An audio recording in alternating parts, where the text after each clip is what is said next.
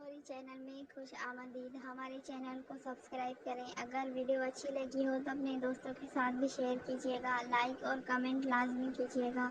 तो चलिए आज की कहानी को स्टार्ट करते हैं। इंतहाई खौफनाक और भयानक वाक़या जो मेरे साथ पेश आया था, मैंने तो कभी ख्वाब में भी नहीं सोचा था। मैं एक ट्रक ड्राइवर था। मैं शादियों में जहेज़ का सामान अपने ट्रक में लेकर मालिकों के घर जाता था, क्योंकि मेरा यही काम था। मैं एक बहुत बड़े शॉप पर काम करता था, जहाँ पर जहेज़ का सामान होता, तो वहीं के लोग मुझे, वहीं के मालिक जो कि मुझे ट्रक भर कर सामान दिया करते, तो मैं मालिक के घर पहुँचा देता था। डेली बेस पर मेरे पास बहुत ज़्यादा ऑर्डर्स आया करते थे, जो कि मेरे मालिक बहुत अच्छे थे, मुझे फ़ौरन ही अदायगी करते थे। मेरा ट्रक अपना था। मेरे वालिद साहब ने मुझे ट्रक लेकर दिया था। मुझे बचपन से ही शौक़ था ट्रक चलाने का। तो हुआ कुछ यूँ कि मेरे मालिक ने मुझे ऑर्डर दिया कि ये सारा सामान है, ये एड्रेस है, यहाँ पर तुमने ये सामान पहुँचाना है। तो मैंने कहा कि ठीक है, मैं यहाँ पर सामान पहुँचा दूँगा, क्योंकि अभी शादी में भी एक दिन बाकी था और मुझे जल्द अज जल्द कराची से लाहौर जाना था ये सामान लेकर जहेज़ का।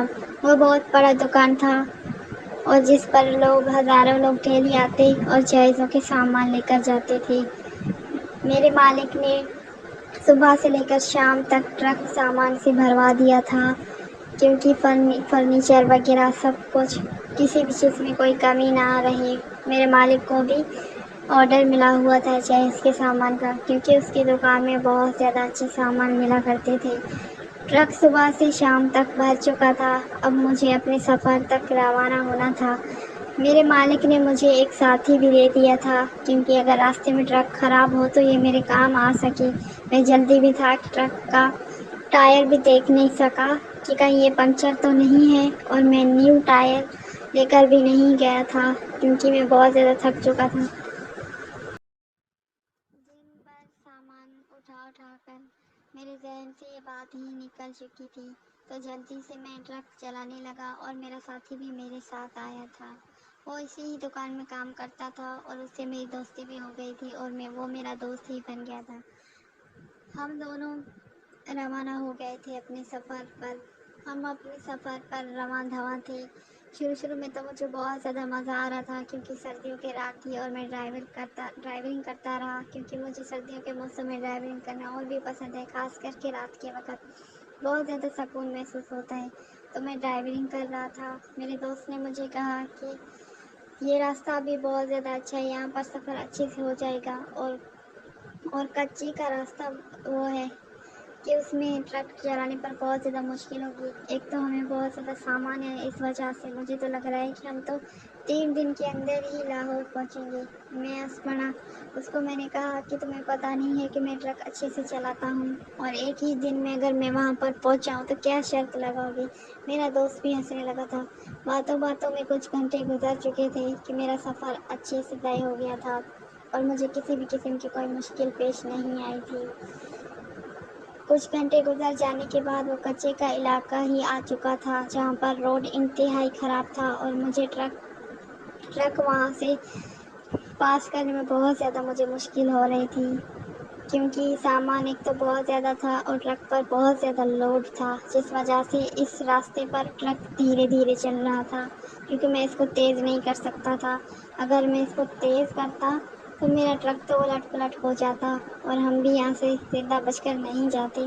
मुझे मालिक तक सामान पहुँचाना था, क्योंकि सामान इंतहाई महंगा था, इस वजह से मुझे ख्याल रखना था किसी का कोई नुकसान ना हो जाए। रास्ता इंतहाई ख़राब था। मुझे तो परेशानी हो रही थी कि ट्रक तो यहाँ पर इंतहाई स्लो चल रहा है, हमें तो यहाँ पर 5 घंटे गुजर जाएंगे और मैं लाहौर कैसे पहुँच जाऊँगा। मुझे इस बात का बहुत ज़्यादा फ़िक्र था।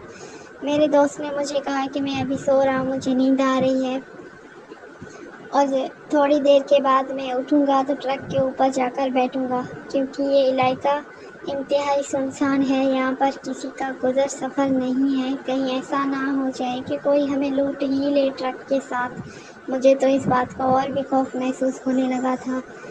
میں نے اپنے دوست کو کہا کہ تم اوپر جا کر سو جاؤ، کہیں ایسا نہ ہو کہ کوئی ہمیں لوٹ لے اور یہاں سے ہم خالی ہی جائیں، کیونکہ سامان پہنچانا ہے، کیونکہ وہ بھی امانت تھا۔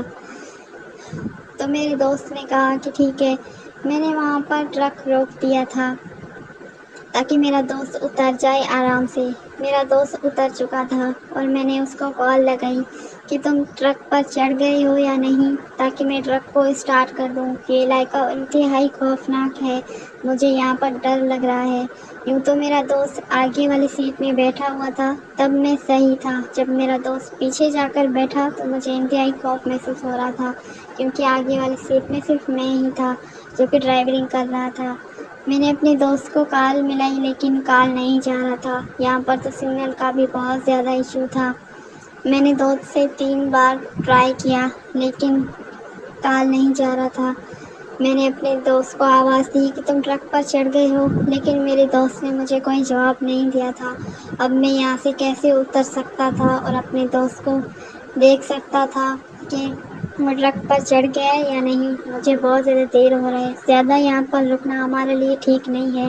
یہاں پر ہمیں بہت زیادہ خطرہ تھا، کیونکہ ایسے علاقوں میں بہت زیادہ لوٹ مار ہونے کا خطرہ ہوتا ہے، اور میں نہیں چاہتا تھا کہ یہاں سے کوئی ہمارا سامان لوٹ لے اور ہم واپس ہی جائیں۔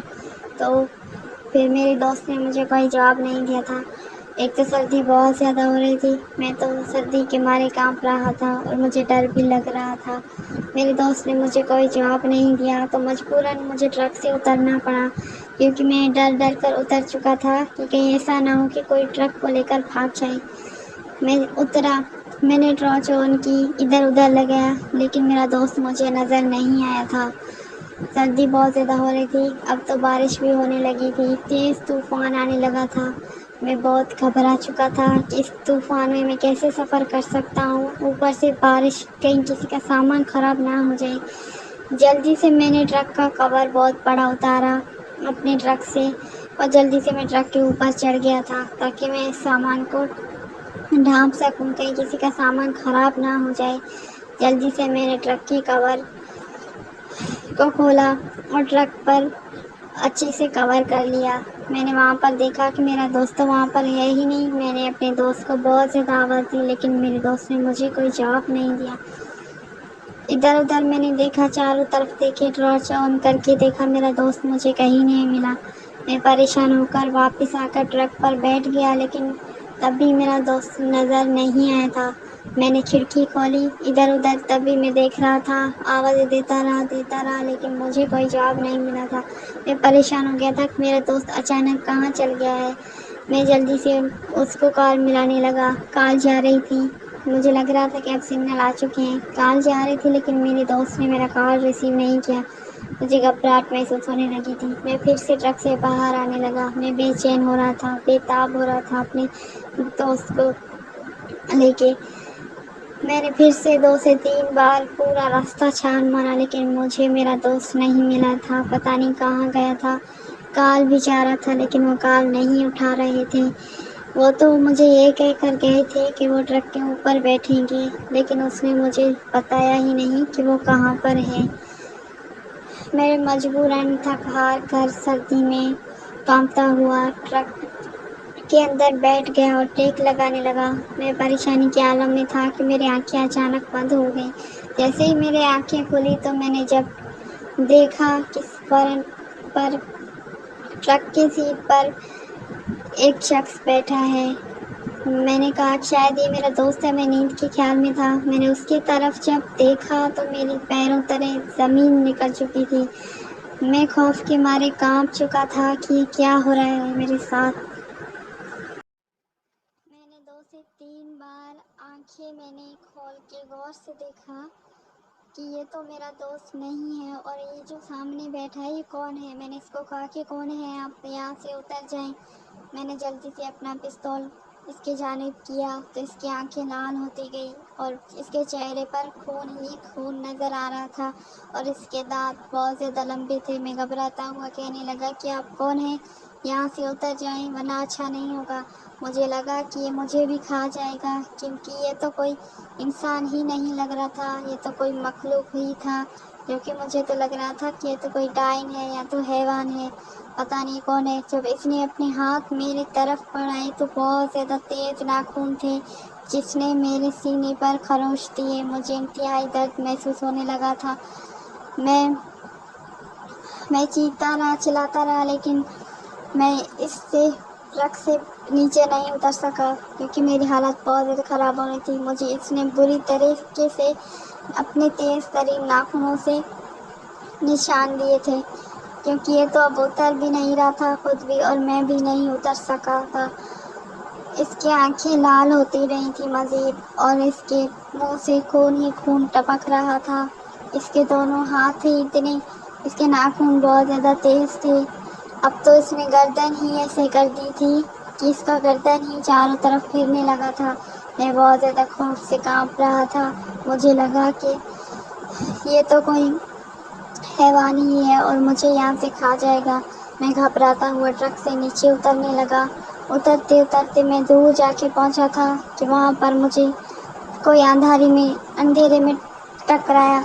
میں نے دیکھا کہ یہ تو وہی ہے جو میرے پیچھے چلتے آ رہا تھا۔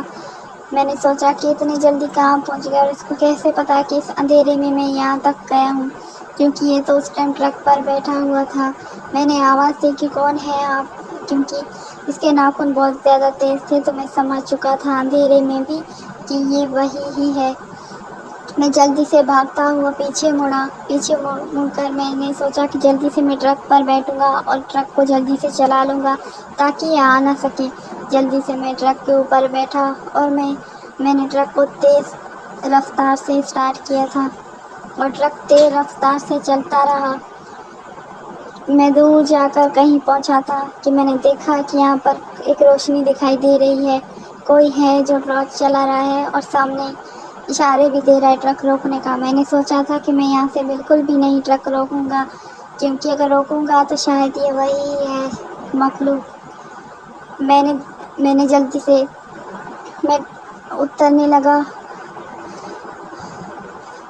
سے ٹرک سے اترنے لگا تھا کیونکہ مجھے سامنے دکھائی دیا کہ یہ تو میرا وہی دوست ہے۔ میں نے اس کو جلدی سے جا کر سامنے بھاگتے ہوئے کہا کہ جلدی آپ ٹرک پر بیٹھو، یہاں پر ہمیں بہت زیادہ خطرہ ہے۔ پہلے تو مجھے ٹرک کو روکنا ہی نہیں تھا کیونکہ مجھے لگا کہ شاید یہ وہی ہو۔ جب میں نے ٹرک کی لائٹ سے دیکھا یہ تو میرا دوست ہے، اور بھاگتے ہوئے میں نے اس کو ٹرک پر بٹھایا اور جلدی سے میں ٹرک سے لاہور کی جانب چلنے لگا۔ انتہائی بھیانک اور خوفناک کہانی تھا یہ میری زندگی کا اگر آپ کو ٹرک ڈرائیور کی کہانی پسند آ گئی ہو تو کمنٹ میں ضرور بتا دیجیے گا۔ اگر آپ کو اس طرح کی مزید اسٹوریز دیکھنے ہیں تو ہمارے چینل سے جڑتے رہیں۔ ملتے ہیں اگلی کہانی کی جانب، ہمارے چینل کو سبسکرائب کریں۔